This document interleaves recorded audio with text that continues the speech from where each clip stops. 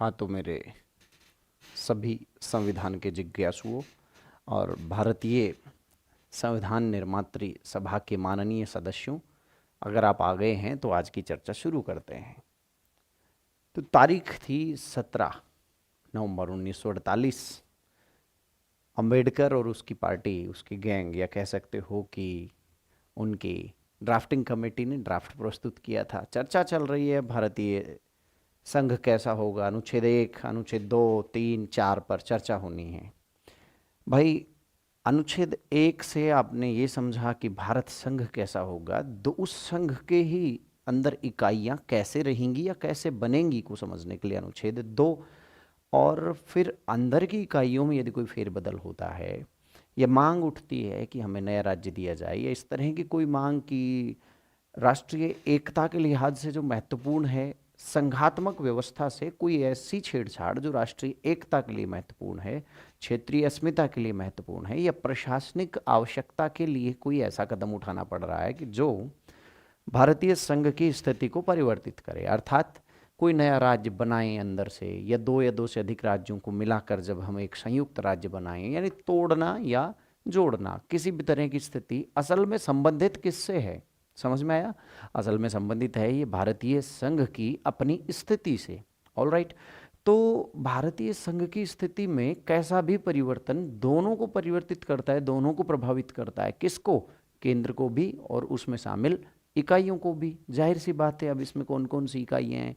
अब जब दोनों इकाइयां प्रभावित होंगी, राज्य भी प्रभावित होंगे, केंद्र भी प्रभावित होगा, तो बड़ी संख्या में सदस्यों ने, जिनमें एच वी कामत है, के संथानम है, बहरुद्दीन जी हैं, कई सारे ऐसे विद्वान जिन्होंने आपत्ति जताई कि यार इस तरह की चीज़ें जो आज आप ड्राफ्ट पेश कर रहे हो ना, इसमें तो केंद्र बड़ा मजबूत सा दिख रहा है हमें। तो राज्यों की अस्मिता पर खतरा है, राज्यों की स्वायत्तता पर या संघात्मक व्यवस्था के लिए ये बोझिल सा लगता है, आपने जो कहा। तो उनकी चिंताओं का समाधान अम्बेडकर जी करते हैं, और अम्बेडकर जी इन चीज़ों का बड़ा तर्क सहित बताते हैं कि ये क्यों ज़रूरी है। तो आज हम पढ़ेंगे, अभी इस कक्षा में हम देखेंगे अनुच्छेद 3 के अनुसार राज्यों में फेरबदल करके संघ की स्थिति को जब प्रभावित करते हैं तो उसके क्या क्या प्रभाव और सवाल कहाँ से आते हैं। देखो, सबसे पहले आज का टॉपिक है अनुच्छेद 3। इससे हम क्या समझेंगे? इससे हम भारतीय संघ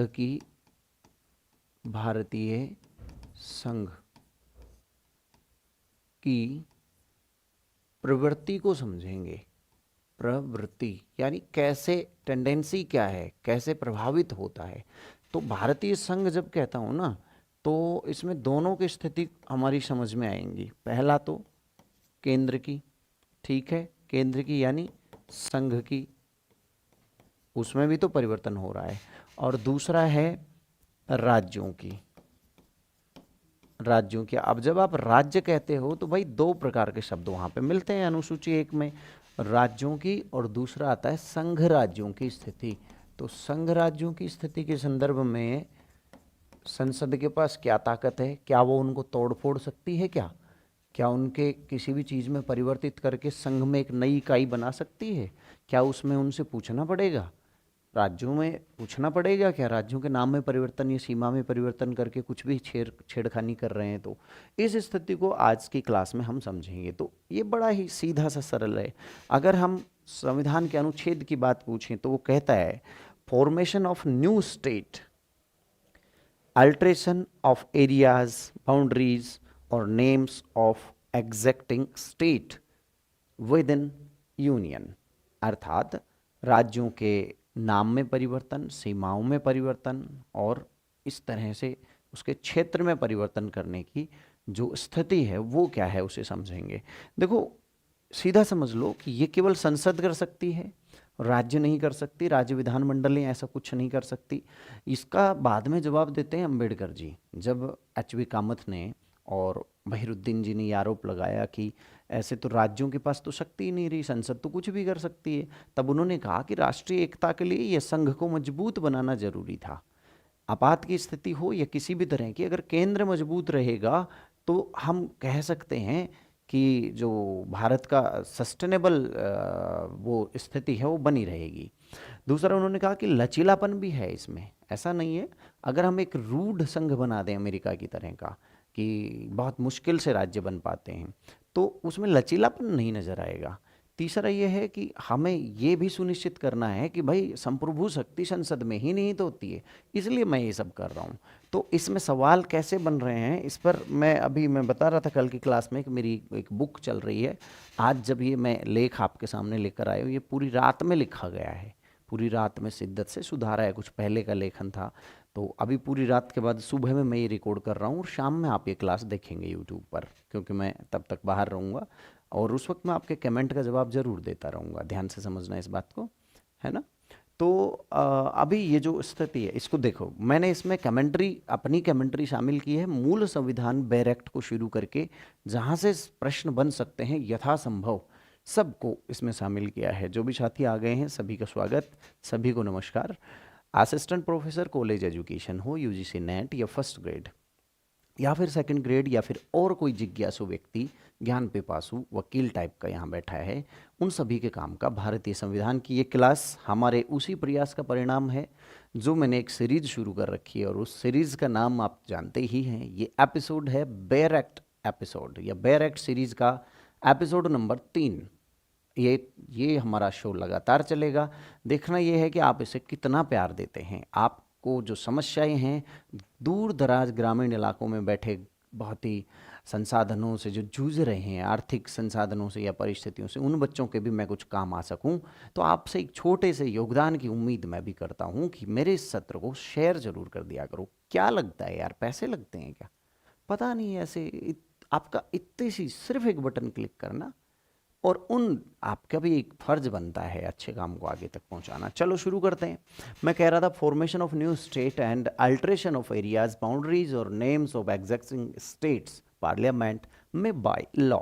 ये सारी चीज कौन कर सकती है? पहला सवाल है कि संघ की इस स्थिति में किसी भी तरह का फेरबदल जो है, यानी कि फॉर्मेशन ऑफ न्यू स्टेट, नए राज्य का बनना, ध्यान दे, नया बनाना हो चाहे परिवर्तन करना हो उसकी स्थिति में, किसमें? उसकी सीमाओं में, बाउंड्रीज में, सीमाओं में, या फिर उसके नाम में, या फिर उसके एरियाज में, एग्जिस्टिंग स्टेट के क्षेत्र में। ये सब केवल और केवल कौन कर सकता है? संसद। कौन सा अनुच्छेद कह रहा है आपको कह रहा है अनुच्छेद नंबर 3, नए राज्यों का निर्माण और वर्तमान राज्यों के क्षेत्र, सीमा या नामों में परिवर्तन। देखो इस स्थिति को समझिए कैसे कैसे हो सकता है। किसी राज्य में से उसका यदि राज्य क्षेत्र हम अलग कर दें, जैसे छत्तीसगढ़ बनाया था, मध्य प्रदेश का एरिया अलग किया गया है ना, अलग कर दें, अथवा 2 या अधिक राज्यों अथवा उनके भागों को मिलाकर एक नया राज्य बना दें, इस तरह की स्थिति। विभाजन से तो आपको तेलंगाना भी बना, उत्तराखंड भी देखा आपने कैसे बना, हिमाचल प्रदेश से अलग होके। तो इस तरह नया राज्य बना सकती है। किसी राज्य का क्षेत्र घटाना हो या बढ़ाना हो, जैसे राजस्थान का एकीकरण आपने पढ़ा, तो राजस्थान के एकीकरण की उस प्रक्रिया में असल में क्या हुआ, हमने मध्य प्रदेश को कुछ भूभाग दिया, उनसे कुछ लिया। इस तरह जब क्षेत्र बढ़ते या घटते हैं वो भी इसी में आता है। घटा सकता है, उसकी सीमा बदल सकता है, और किसी राज्य के नाम में भी परिवर्तन कर सकता है, जैसे असम का असोम हो गया, है ना। इस तरह नाम परिवर्तन की जो बात है वो भी संसद कर सकती है। ये असल में उसकी संघ नाम के जो अनुच्छेद 1 है उसमें उसकी एंट्री को प्रभावित कर देता है ना। पहले मान लो किसी राज्य का नाम आसाम था तो उसको असोम कर दिया, तो इस तरह उसकी एंट्री को प्रभावित किया इसने। तो ये सारा काम कौन कर सकता है? संसद कर सकता है। पुनः देखें, राज्य का क्षेत्र बढ़ा सकता है, क्षेत्र को घटा सकता है, सीमा में परिवर्तन कर सकता है, और नाम में परिवर्तन कर सकता है। पर यहाँ फिर से एक सवाल, कुछ सवाल आएंगे, तुरंत पढ़ते हुए ये सवाल क्लिक होना चाहिए। एक अच्छा विद्यार्थी वो होता है कि जो स्वयं कर रहा है उस पर भी वो क्वेश्चन मार्क लगाए, अपना आलोचक स्वयं बनिए। जो अपना आलोचक होता है ना, उस पर कबीरदास जी का वही दोहा लागू होता है, निंदक नीरे राखिए आंगन कुटी छवाए, बिन पानी साबुन बिना निर्मल करे सुभाए। ये सच है। जरूरी नहीं कि आलोचनाएं दूसरों से आए, दूसरों की आलोचना में तो सुचिता और बहुत सभ्यता की कमी भी हो सकती है, तो वो आलोचना हो सकता है नफरत वाली हो, है ना। ऐसा हो सकता है? और लोग तो बहाना लेके अपनी नफरतों को आलोचना का नाम देके करने लग जाएंगे। आप तो हतोत्साहित हो गए, बोले सर दिक्कत हो जाएगी। तो बेटा खुद की आलोचक खुद ही बन लो ना। समालोचना कहते हैं इसे। खुद की आलोचना खुद करोगे तो आगे नित्य आगे बढ़ते जाओगे, हर रोज आगे बढ़ने की एक सीढ़ी तय करेंगे आप। हाँ, तो मैं कह रहा था कि इस तरह की चीज, किसी राज्य से छेड़छाड़ कर रहे हो, किसी राज्य का, उस राज्य से पूछोगे नहीं क्या? पूछोगे क्या? नहीं पूछोगे? कॉमन सेंस से बताना। बोलो सर पूछेंगे, राज्य से तो पूछना पड़ेगा ना। बिल्कुल। तो ऐसा विधेयक संसद में आएगा तो राज्य से परमिशन के लिए भेजोगे। अच्छा, ये पूरे आपके राज्य, राजा साहब आपके राज्य में ये परिवर्तन की बातें हो रही हैं, तो यार राजा से तो पूछना पड़ेगा। इसका मतलब राष्ट्रपति की पूर्व अनुमति से ही ये सब होगा। और राष्ट्रपति को जब लगता है कि किसी राज्य की सीमा या नाम से छेड़छाड़ वाली बात है परिवर्तन की, तो राष्ट्रपति उस विधेयक को उस संबंधित राज्य को भेजेगा एक निश्चित समय अवधि में। ऐसा कहेगा कि 1 महीने में जवाब दो, 2 महीने में जवाब दो, निश्चित समय अवधि में भेजेगा और उसका कंसर्न जानेगा। लेकिन यहाँ ये बात भी क्लियर कर लो कि इस तरह की जो बात है इस पर संसद की ताकत सबसे ज़्यादा है। तो राज्य से पूछा तो है, बोले यार पूछते तो सबसे ही हैं। जैसे कई बार कहते हैं ना फॉर्मेलिटी के लिए, बोलो चाय पिएगा क्या? सच में चाय नहीं पिलानी। बोल खाना तो नहीं खाओगे? मतलब ये उस तरह की चीज़ होगी। ये तो संसद ठीक ऐसे ही पूछ रही है जैसे आपकी इच्छा के विरुद्ध घर आए मेहमान से आप क्या पूछते हैं? बोला खाना तो नहीं खाओगे शायद आप। मतलब पहले ही आपने खाने के लिए मना करवा लिया उससे। ऐसी स्थिति है यहाँ पे। तो संसद जो है भेजती है राष्ट्रपति के आदेश से, यानी राष्ट्रपति भिजवाता है। क्लियर कर लो, राष्ट्रपति भिजवाता है निश्चित समय अवधि के लिए उस राज्य का कंसर्न। बोलो सर राज्य मना कर दे कि भाई मैं तो नहीं, नाम नहीं बदलवा रहा, नाम में नाम ही तो था ले दे के, और क्या था, वो भी आप बदल दोगे। तो ये जो स्थिति है ना, ऐसे में जरूरी नहीं है कि संसद आपकी बात माने, क्योंकि सुप्रीम अथॉरिटी किसके पास है? संसद के पास। वो करेगी तो करेगी। क्लियर। दूसरी बात ये भी है कि सर उसका उस पर रिप्लाई देने में अगर राज्य अकड़ कर बैठ जाए कि मैं तो रिप्लाई नहीं दे रहा, मत दे भाई। नहीं दे तो उसने तो थोड़ा मान सम्मान रख लिया संघीय व्यवस्था का, इसलिए पूछ लिया। जब भाड़ में जा, नहीं दे रहा तो वो कर सकता है, ज़्यादा रूठ के मत बैठना। तो वो ऐसा भी कर सकता है, ठीक है। तो ये विधेयक साधारण विधेयक से ही आएगा, ध्यान रखना। कोई साधारण विधेयक से आता है ये, साधारण। इसमें कोई बहुत ज़्यादा कानून के संशोधन की वैसी वो सॉरी संविधान संशोधन की आवश्यकता नहीं होती।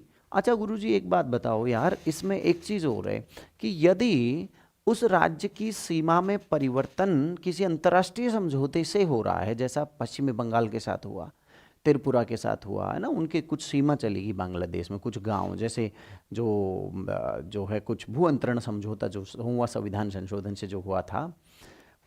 तो अरे मैंने कल समझाया था, लास्ट क्लास में बताया था कि जब हमारी भूमि को बाहरी देश को देने की बात है तो निश्चित रूप से संविधान संशोधन होगा, है ना। तब तो जरूरत है, बाकी नहीं है, आंतरिक रूप से कतई जरूरत नहीं है। तो इन बिंदुओं पर सवाल बन सकता है, ध्यान से समझना इनको। ऐसा विधेयक राष्ट्रपति की पूर्व अनुमति से रखा जाता है। बोलो सर ये कब जोड़ा गया? 5वें संविधान संशोधन से। विधेयक को, या मिस टाइप है इसको ठीक कर दूंगा मैं, क्योंकि भाई जल्दबाजी में ऐसी टाइपिंग होती है। ये बोलकर टाइप कर रहा हूँ आजकल। आजकल एआई इतना ज़बरदस्त आ गया है, एआई आ गया है कि वो टाइपिस्ट की नौकरी खा जाएगा, आप ये मान लेना। बोलो सर ये बढ़िया है यार, एआई से कुछ ऐसा पूछो ना कि हमें पढ़ना ही ना पड़े और हमारे लिए सारा तैयार कर दे, एक बटन दबाओ और हमारे दिमाग में घुस जाए। अगर ये हो गया तो फिर आपकी और मेरी ज़रूरत क्या है? हमारा और आपका मुकाबला कोई नहीं कर सकता। आपका तो ढीठ बनने में और मेरा आपको झेलने में, क्योंकि रोज यही तो होता आ रहा है सालों से। और आप फिर पढ़ते हैं, फिर कोर्स खरीदते हैं। अरे भैया एक बार ध्यान दे के पढ़ लो यार बेटा, हल्के में नहीं ले किसी चीज़ को, बड़ी मज़ेदार तरीके से आगे बढ़ें। विधेयक को राष्ट्रपति के आदेश से प्रभावित राज्य को एक निश्चित समय अवधि में सहमति के लिए भेजा जाता है। बोलो नहीं दे, नहीं दे तो मत दो। जो है संसद, यहाँ सांसद नहीं, ये संसद है, ये लो। संसद विधेयक पर राज्य की सलाह मानने को बाध्य नहीं है। सवाल में भी आप गलती मत करना। उस विधेयक में होने वाले किसी भी संशोधन पर राज्यों की सहमति लेना भी जरूरी नहीं है। संघ शासित प्रदेशों में संबंधित विधेयक के लिए प्रदेश से सहमति लेना जरूरी नहीं है। अच्छा, यूनियन टेरिटरीज के संबंध में अगर ऐसा कुछ है तो क्या वहाँ पे विधेयक को भेजा जाएगा उनकी कंसर्न लेने के लिए? ना ना ना ना, जरूरी नहीं है, क्योंकि वो राष्ट्रपति का प्रतिनिधि सीधा शासन चला रहा है वहाँ पे। यूनियन टेरिटरी में गवर्नर जो होता है ना, वो सीधा शासन चला रहा है वहाँ पे। इसलिए गवर्नर नहीं कहलाता, क्या कहलाता है? कमेंट में लिख के बता सकते हो। यूनियन टेरिटरी, संघ शासित प्रदेश का क्या होता है? एलजी है जैसे दिल्ली में लेफ्टिनेंट गवर्नर। ऑलराइट, वहाँ नहीं भेजा जाता। आगे बढ़ते हैं। ऐसे विधेयक को पारित होने के लिए साधारण बहुमत की आवश्यकता होती है, ये भी आप ध्यान रख लें। यहाँ से सवाल बन सकता है, मैं पहले ही लिख देता हूँ प्रश्न संभव। प्रश्न संभव सीधा पूछा जा सकता है, इस अनुच्छेद में से कितने सवाल बनेंगे? अधिकतम आरएस में, आईएएस मेंस लिखते वक्त, कल को आरएस थर्ड पेपर की तैयारी करेंगे इंडियन पॉलिटी की, आप उसमें लिखेंगे तो अपनी क्लास सबके लिए रामबाण होने वाला है। और जो मैं ये बुक लिख रहा हूँ, मेरी कोशिश तो ये है कि हमारे गुरुजी ने जो है लिखी थी, साउथ इंडिया से हैं एम लक्ष्मीकांत जी, तो एम लक्ष्मीकांत को राजस्थान लोक सेवा आयोग ने तो फेल कर रखा है बिल्कुल। तो मेरा एक इच्छा है, बहुत जल्द हम उसको रिप्लेस करने की सोच रहे हैं कि एक ऐसी बुक आपके लिए लेके आएँ विद रेफरेंस, कि सुपड़ा साफ हो जाए, उस तरह की गाइड का होने को वाला है राजस्थान में, अगर आरपीएससी ऐसे ही सहयोग करता रहा तो। ठीक है। अच्छा, ये हम अभी तो देखते हैं किससे पब्लिश हो, लेकिन जो एम लक्ष्मीकांत को पब्लिश करता है टाटा मैकग्रा, टीएमएच की राजस्थान मुखिया शरद जी मित्र हैं हमारे, बड़ा आग्रह रहता है पूरी टीम का, सर आप लाओ फटाफट से, आपकी लाओ, पक्का वो पब्लिश करेंगे। लेकिन मैं देखता हूँ क्या होता है आगे, अभी तो फर्दर। अनुच्छेद 3 जो मसूदा अनुच्छेद था, यानी कि जो ड्राफ्टिंग अनुच्छेद 3 था, उस पर संविधान सभा में कब बहस हुई? 17-18 नवंबर के बाद। एक बार 13 अक्टूबर को भी बहस हुई थी, तो ये भी आप ध्यान रखना। कुल इस पर 3 बार बहस हुई थी। इस बहस में कई सदस्यों ने अपने विचार रखे थे, जैसे भीमराव अंबेडकर ने इस प्रारूप समिति का अध्यक्ष था, तो इसके नाते उन्होंने सभी की जिज्ञासाओं को जवाब दिया था। ये मैंने क्यों शामिल किया? इसलिए शामिल किया कि असिस्टेंट प्रोफेसर लेवल के एग्जाम में कोटेशन सीधा आ जाता है। कोटेशन या कथन से अगर प्रश्न आ गया तो वो भी आपकी रेंज में रहेगा, चाहे आप इंटरव्यू देने जा रहे हो, वो भी समग्र तैयारी इस बुक से आपकी हो जाएगी। बहस के मुद्दे क्या थे भाई? सबसे बड़ी बात, बहस के जो मुद्दे थे ना गुरुजी, वो थे केंद्र की शक्ति बनाम राज्यों की स्वायत्तता। पहला मुद्दा तो ये था बहस का, इसलिए डिबेट हुई। केंद्र की शक्ति ज़्यादा हो जाएगी और जो है प्रांतों की शक्ति कमज़ोर पड़ जाएगी। कुछ सदस्य जैसे जिनमें मैंने बताया था, के संथानम है, नाजरुद्दीन अहमद है, इन्होंने बड़े टेंशन जताई, चिंता की कि अनुच्छेद 3 केंद्र को राज्यों की सीमा या नामों में बदलने की जो असीमित शक्ति देता है ना, वो गलत है हमारे हिसाब से। किसी राज्य के क्षेत्र में परिवर्तन का प्रस्ताव संबंधित राज्य के विधानमंडल से आना चाहिए। केंद्र क्यों चला सकता है यार? ये तो इलॉजिकल बात है। इससे तो संघीय व्यवस्था में खतरा उत्पन्न हो सकता है, और वहाँ शामिल लोगों से परामर्श को अनिवार्य किया जाना चाहिए कि अगर वो सहमत हैं तो ही परिवर्तन करे। भाई बात तो सही है ना? के संथानम, दूसरे व्यक्ति के संथानम भी कहते हैं कि लोकतांत्रिक सिद्धांतों के अनुरूप भी ये बात नहीं लग रही मुझे, तो राज्य और उनके नागरिकों की सहमति के बिना केंद्र द्वारा जो बदलाव है वो तो एक तरह से थोपने वाली बात होगी, थोपते हैं हम तो। उन्होंने सुझाव दिया कि जो राज्यों के बारे में परिवर्तन होगा ना, तो ऐसे में राज्यों की सहमति को मैंडेटरी कर दो, बाध्यकारी कर दो। किसका सुझाव था? के संथानम का सुझाव था। बहुत महत्वपूर्ण है, यूपीएससी प्रीलिम्स लेवल तक पूछा जा सकता है। अच्छा, सवाल बनाने वाले के पास केवल टॉपिक का नाम है, सिलेबस है, उसका विस्तार वो कितना दे सकता है? किसी की नानी से पूछ के थोड़ी बनाएगा। आप बाद में कह देते हो अरे सर पेपर कहाँ से आ गया पता नहीं, मटेरियल बता दो। बेटा टॉपिक को विस्तार दो, विस्तार कहते ना, यहाँ दम होना चाहिए, दम होना चाहिए, तब पॉलिटिकल साइंस के क्षेत्र में आओ। अभी हरियाणा में पेपर हुआ एचटेट का या जो भी होता है, पॉलिटिक के मामले में सब पल्ला झाड़ के ऐसे हाथ खड़ा कर लेते हैं, अरे नहीं नहीं सर पॉलिटिकल साइंस तो पता नहीं यार। बहुत सारे लोग तो फर्स्ट ग्रेड के पेपर के बाद मूव कर गए, यहाँ से पलायन कर गए, प्रस्थान कर गए। गांधी जी कहते थे कि प्रस्थान कहीं ठीक है, एक जगह आंदोलन में उन्होंने उसे भी एक शामिल किया। आपने जो उनका सत्याग्रह था ना, उसके एक स्तर है।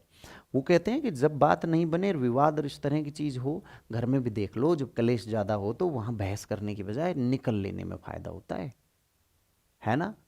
तो आप मत निकलना। आप अगर यहाँ से निकल गए ना तो एग्ज़ाम से निकल जाओगे, रिजल्ट से निकल जाओगे। पेपर के कठिनाई के स्तर में पॉलिटिकल साइंस के हिस्से की बढ़ती कठिनाई को देखकर यदि आप प्रस्थान कर गए, पलायन कर गए, तो समझ लें कि आपका एक पद भी पलायन कर गया। फिर नौकरी मांगने मत आना, तो लड़ना ही पड़ेगा और लेना ही पड़ेगा।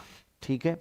डॉक्टर अंबेडकर ने इनका जो है जवाब दिया और उन्होंने कहा कि केंद्र को ये शक्ति देना भाई जरूरी है, क्योंकि भारत जैसे विविधता वाले देश में जहाँ जटिलता भी बहुत है, उसमें राष्ट्रीय एकता और प्रशासनिक दक्षता बढ़ाने के लिए ये किया जाना जरूरी है। मैंने आपको समझाया था क्लास स्टार्ट करते ही, राष्ट्रपति को संबंधित राज्य विधानमंडल से परामर्श करना होगा, जो लोकतांत्रिक प्रक्रिया को सुनिश्चित करता है। ये भी सुन लो तर्क नंबर 2। आप कह रहे हैं ना कि भाई अलोकतांत्रिक है, यहाँ पे मेंस वालों आप सवाल सुन लो। मैंने बनाया भी था पिछली प्रैक्टिस में, सवाल आया हुआ है। आरएस में सवाल बन सकता है कि अनुच्छेद 3 की अलोकतांत्रिक प्रक्रिया के खंडन के पक्ष में तर्क दीजिए, या अनुच्छेद 3 की अलोकतांत्रिक चिंताओं को स्पष्ट कीजिए, या अनुच्छेद 3 की अलोकतांत्रिक चिंताओं पर प्रकाश डालिए। अलोकतांत्रिक क्यों है? क्योंकि राज्यों की ना तो पूछ रहे हैं, फॉर्मेलिटी कर रहे हैं, बाध्यकारी है ही नहीं, राज्य विधानमंडल से शुरू नहीं होता है उसका काम और शुरू कोई और कर रहा है ना। कहीं पे निगाहें कहीं पे निशाना, ये तो कोई बात नहीं हुई। ध्यान दे लो यार, क्लास में ध्यान दे लो।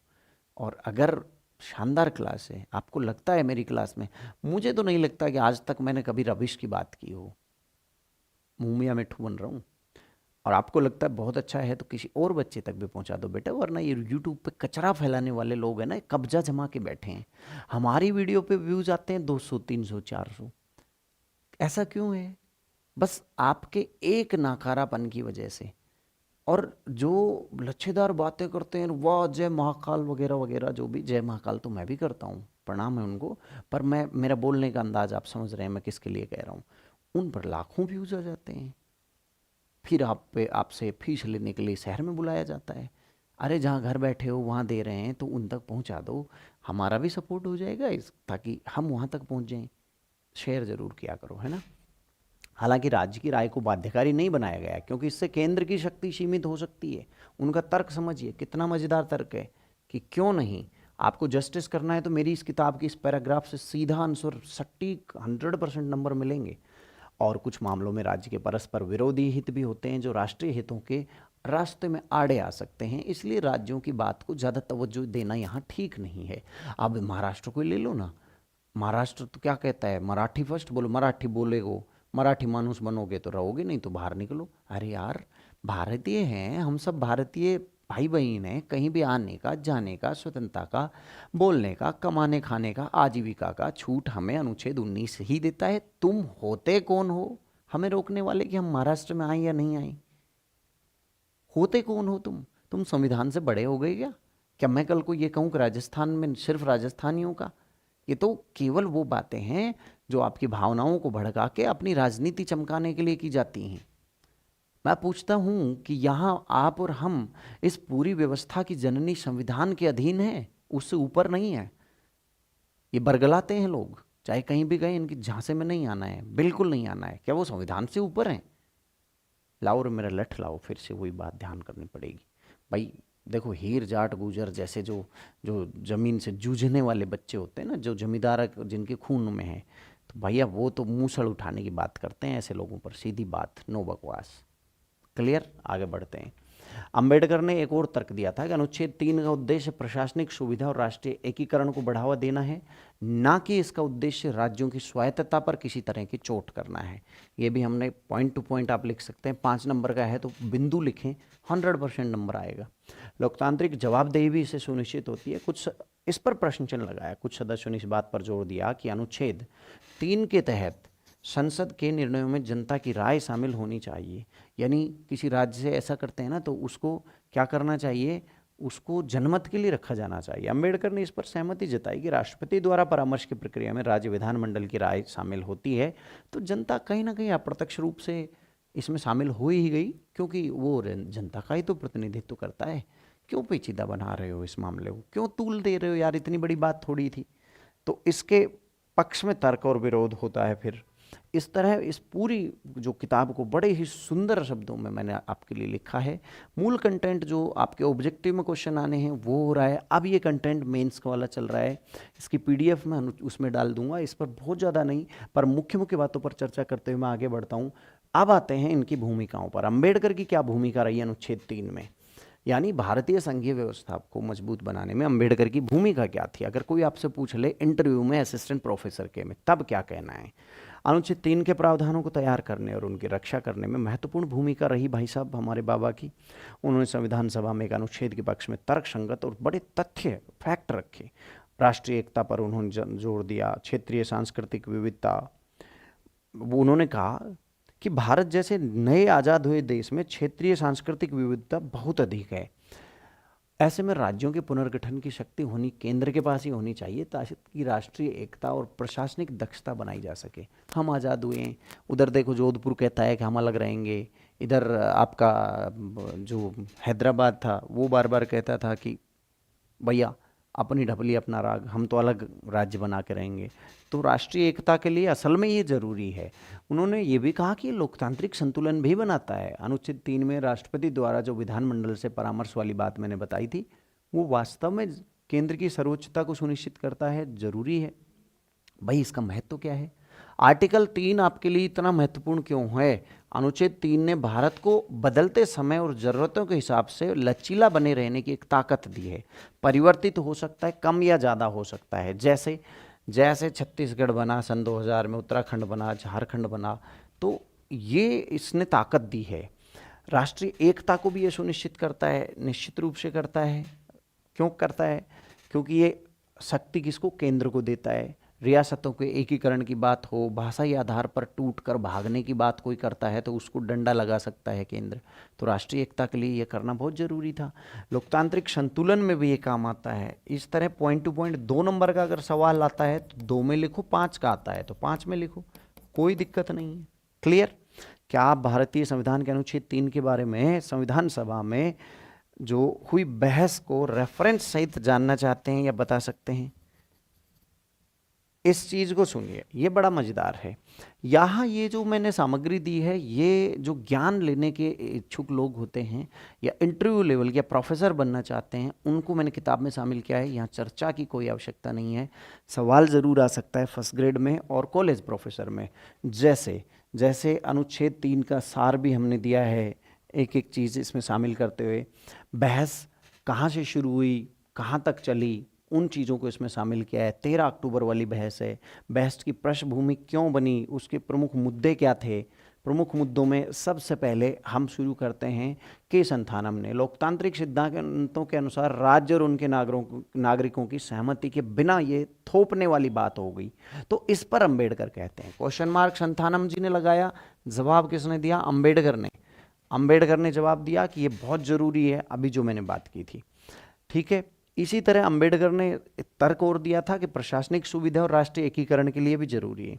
लोकतांत्रिक जवाबदेही पर सवाल लगाया, तो इस पर भी अंबेडकर ने बड़ा प्रखर जवाब दिया, तर्क सहित उन्होंने वहां पे साबित किया। तो अंबेडकर के अनुच्छेद 3 और भारतीय संघ को संघ बनाने में वर्तमान स्थिति के लिए बहुत बड़ी भूमिका है, सही पूछो तो इस बहस का परिणाम क्या हुआ?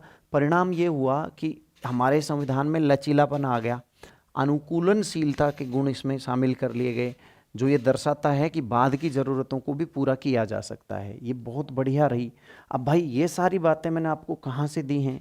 ये सारी बातें जो है मैंने आपको यहाँ पे कुछ रेफरेंस किताबों का जो नाम दिया है वो आप देख सकते हो, जिसमें संविधान सभा की बहस है 13 अक्टूबर वाली, 17 और 18 नवंबर वाली, राजेंद्र प्रसाद जी के द्वारा लिखा गया भारत का संविधान है। इसी तरह कुछ विकिपीडिया की मदद भी हमने ले ली है, कुछ और चीज़ें हमने डिजिटल संसद जो केंद्र में स्थापित है वहाँ से उसकी सेंट्रल लाइब्रेरी से मैंने ये मटेरियल उठाया है। इन सब को आगे बढ़ाते हुए अगर किसी को ये चाहिए कि हमें तो विस्तार से अंबेडकर का बताओ, उसके मुख्य कथन बताओ, के संथानम का कथन बताओ, इस तरह सारे कथनों को मैंने शामिल किया है और इनको रेफरेंस सहित मैंने आपको लिख दिया है कि किसने क्या कहा था। डी बसु भी इसमें शामिल है, जो है कांस्टेंट असेंबली डिबेट वॉल्यूम 17-18 नवंबर वाला का वॉल्यूम 2 है, एच.वी. कामत है, सबको इसमें शामिल कर दिया है। अब देखना यह है कि जोर कितना बाजू एक कातिल लोक सेवा आयोग में है कि आपसे सवाल छीन ले। मैं हूं जितेंद्र यादव, उम्मीद करता हूं आपको ये मटेरियल की गहराई, मटेरियल की व्यापकता, सवाल बनाने का अंदाज, मेंस तक आईएएस बनने तक के सफ़र में काम आने वाली पढ़ाई पटवार भर्ती से लेकर आईएएस तक आप कैसे इसको काम में ले सकते हो, कैसे आप इसका फ़ायदा उठा सकते हो, पसंद आई होगी। तो अनुच्छेद 3 में क्या है, पहले इसको याद करें, एक बार चलते चलते रिवीजन ज़रूर करें। अनुच्छेद 3 में क्या है भाई, नए राज्य के निर्माण के संबंध में है कि संसद को अधिकारिता देता है कि वो राज्यों के क्षेत्र में परिवर्तन, नाम में परिवर्तन, सीमाओं में परिवर्तन कर सकता है। इसके लिए कैसा विधेयक आएगा, किसकी पूर्व अनुमति चाहिए, कितना बहुमत चाहिए, राज्यों के से क्या ज़रूरी है कहना, राज्यों से पूछने से क्या फ़ायदा, राज्यों को अधिकार क्यों नहीं दिया, इस पे सुपर पावर क्यों नहीं बनाया कि वो मना कर सकें, क्योंकि राष्ट्रीय एकता के लिए ज़रूरी है। तो फिर राज्यों से फॉर्मेलिटी क्यों की गई। तमाम तर्क और वितर्कों के साथ मैं था जितेंद्र यादव, जो आपको इस टॉपिक के साथ लेकर चल रहा था। अब मुझे ये बताइए, सच में क्लास पसंद आई? अगर क्लास पसंद आई है तो ज़रूर करें, अपनी राय लिखें, जो सुझाव चाहते हैं वो भी ज़रूर लिखें। आगे इस सत्र को क्या मैं कंटिन्यू करूं, मुझे ज़रूर बताएं। एपिसोड कंटिन्यू जब भी होगा जब मेरा ये एपिसोड पूरे भारत का सबसे लोकप्रिय एपिसोड बने। चूँकि मैं मेरा सर्वांगीण इसमें झोंक रहा हूँ, आपका भी फर्ज बनता है। अब जबकि मैं कैमरे के सामने हूँ, इससे पहले मैंने इसे तैयार करने में पूरी रात लगाई है आज, रियली। क्योंकि लगभग ये मान लो कि रात को जो मैंने आपका लाइव किया था यूट्यूब पर, उसके बाद कंटिन्यू उसी पर काम कर रहा हूँ यहीं स्टूडियो से बैठा बैठा। तो इतना तो आपका भी फ़र्ज़ बनता है। चलिए मिलते हैं आपकी नौकरी की मिठाइयों के साथ, और ये यात्रा ऐसे ही जारी रहेगी। अगले सेशन में अगला सत्र का इंतज़ार करिए, फटाफट से मिलता हूँ नेक्स्ट क्लास में।